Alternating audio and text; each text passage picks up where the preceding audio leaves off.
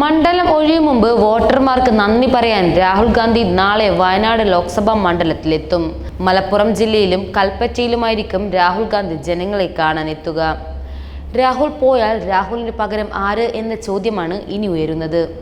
Sitting മണ്ഡലമായ വയനാട് ഒഴിവാക്കി റായ്ബറേലി നിലനിർത്താനാണ് ഇപ്പോൾ UDFന്റെ നീക്കം. ഉത്തർപ്രദേശിലെ രാഷ്ട്രീയ കാലാവസ്ഥ മാറിയതിനാൽ അത് മുതലെടുക്കാൻ രാഹുലിന്റെ സാന്നിധ്യം ഉത്തർപ്രദേശിൽ വേണം എന്നാണ് സഖ്യത്തിന്റെ തീരുമാനം. രാഷ്ട്രീയ ശരിയാണ് റായ്ബറേലി എന്നും ഇന്ത്യ സഖ്യത്തിന്റെ വിലയിരുത്തലുണ്ട്. എന്നാൽ വോട്ടർമാരെ കാണാൻ വരുമ്പോൾ രാഹുൽ എന്ത് പറയും എന്നാണ് എല്ലാവരും ഉറ്റുനോക്കുന്നത്. ഏത് ലോക്സഭാ മണ്ഡലത്തിൽ തുടരാനാണ് താൽപ്പര്യമെന്ന് രാഹുൽ ഗാന്ധി ശനിയാഴ്ച ലോക്സഭാ സ്പീക്കർക്ക് കത്ത് നൽകും. അതുവരെ രാഹുലിന്റെ മൗനം ഉണ്ടാവും എന്നാണ് വിലയിരുത്തൽ.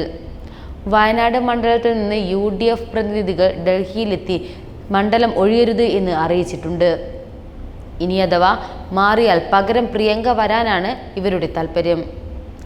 സംസ്ഥാന നേതാക്കളിൽ നിന്ന് പിണക്കവും കാലുവാരലും ഫലത്തെ സ്വാധീനിക്കും എന്നാണ് KPCCയുടെ പേടി.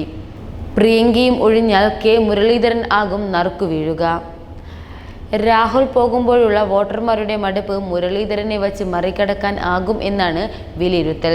കോൺഗ്രസ് വിട്ട് BICI ഒറ്റയ്ക്ക് മത്സരിച്ചപ്പോൾ മുരളീധരന് 1 ലക്ഷം വോട്ടുകളാണ് നേടിയത്. മുസ്ലിം ലീഗിനും മുരളിയോടാണ് പ്രിയം എന്നതും അനുകൂല ഘടകമാണ്.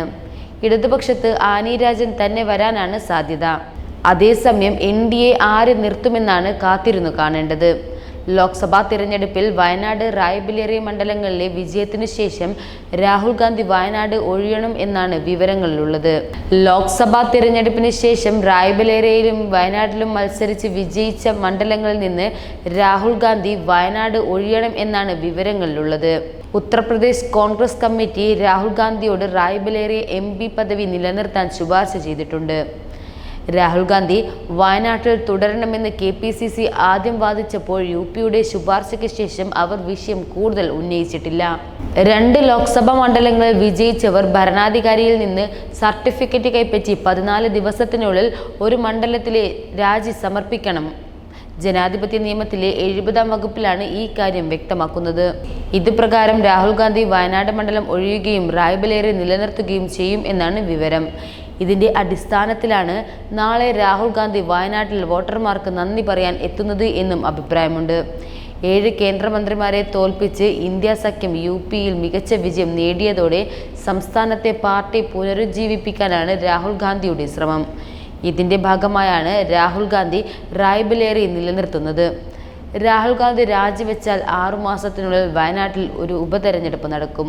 ഈ വരുന്ന ശനിയാഴ്ച ലോക്സഭാ സ്പീക്കർക്ക് താൻ ഏത് മണ്ഡലമാണ് നിലനിർത്തുക എന്ന് രാഹുൽ ഗാന്ധി കത്ത് നൽകും. ഇതിന്റെ അടിസ്ഥാനത്തിലാണ് രാഹുൽ ഗാന്ധി നാളെ തന്നെ ഭൂരിപക്ഷത്തോടെ ജയിപ്പിച്ച വയനാട് മണ്ഡലത്തിലെ വോട്ടർമാർക്ക് നന്ദി പറയാൻ എത്തുന്നത്. മലപ്പുറം കൽപ്പറ്റ മണ്ഡലത്തിലാണ് രാഹുൽ ഗാന്ധി ജനങ്ങളെ കാണാൻ എത്തുന്നത്.